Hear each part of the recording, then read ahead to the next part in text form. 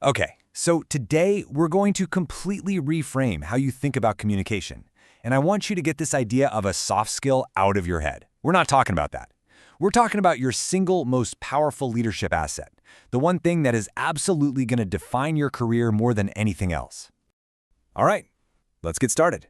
Think of this as our very first one-on-one coaching session. We're not just here for a couple of quick tips. Nope. We're here to make a fundamental shift in your mindset. And it all kicks off with this question right here. There's one skill that is completely non-negotiable if you want to get ahead. But here's the thing. Most people, and I mean even really seasoned pros, they define it all wrong. So let's start by just getting the definition right. And this right here, this is the huge mistake most aspiring leaders make. They spend all their energy crafting the perfect message, right? The killer presentation, the flawless email. But extraordinary leaders, they obsess over something totally different. They work to understand the other side first. That's the whole game. So that brings us to the core mindset shift. This isn't about having the best techniques or the most clever comebacks. It's about developing a real, genuine desire to understand. I like to think of it as the 90-10 rule. You should be putting 90% of your effort into understanding them and only 10% into being understood. This table just lays it out perfectly. Let me give you an example. Imagine a salesperson, right? Super confident, really articulate, but you ask for a formal shirt and they bring you a pair of pants. All their technique, all that slick talk, it's totally useless because they failed to understand what you actually needed. I want you to burn this into your brain. Seriously. The second you find yourself in an argument, doesn't matter if it's in the boardroom with a client or even at home with your family, that's a giant red flag that communication has failed. Understanding is gone. It's just a battle of egos now. Okay, so once we've got that understanding first mindset locked in, we need the right tools for the job. So let's stock your leadership toolkit with 3 really practical techniques you can start using the second this is over. This is your foundational playbook right here. Observe, question, and pause. They seem almost ridiculously simple, but trust me, mastering them is a whole other story. Each one builds on the last to create that space for real understanding. Let's break them down. True observation is one of the hardest things to do. It means you're not just waiting for your turn to talk. You're not sitting there thinking, okay, that's a good point, but, or man, they have no idea what they're talking about. No, you are just present. You're absorbing information like a scientist studying something new, with zero judgment.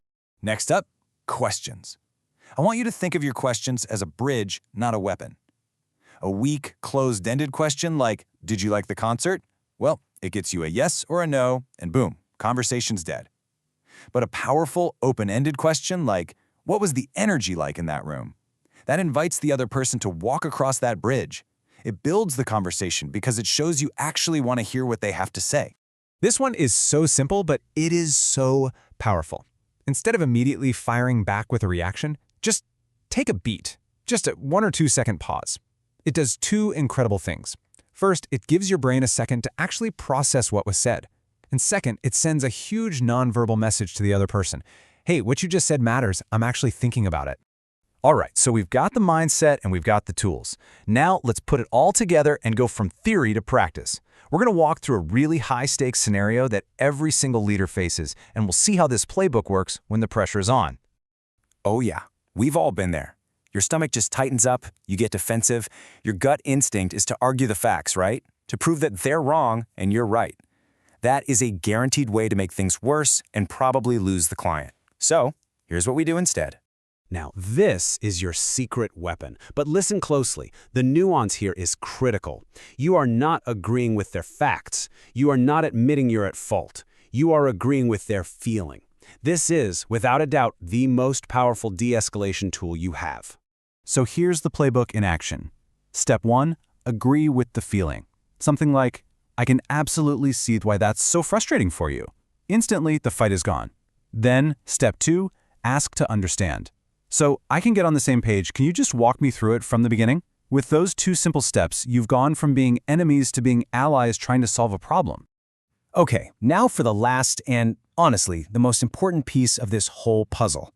We've got the mindset, the tools, the playbook, but there's one thing that holds it all together. And without it, none of this works. In fact, it can seriously backfire. People have like a 6th sense for intention. they can just feel it. If you're using these really powerful tools just to manipulate someone, just to get what you want, they will eventually see right through you. And once that trust is broken, it's almost impossible to get back. This really says it all. Look, a sincere intention with kind of clumsy wording will always be perfect technique with a selfish motive. Your genuine desire to understand and to help. That's the real foundation of trust. So I'm going to leave you with this assignment. I want you to take this question with you this week. In your next team meeting, your next one-on-one, that next tough conversation with a client, I want you to make a conscious, active choice to put understanding first. That right there, that's your first real step toward becoming an extraordinary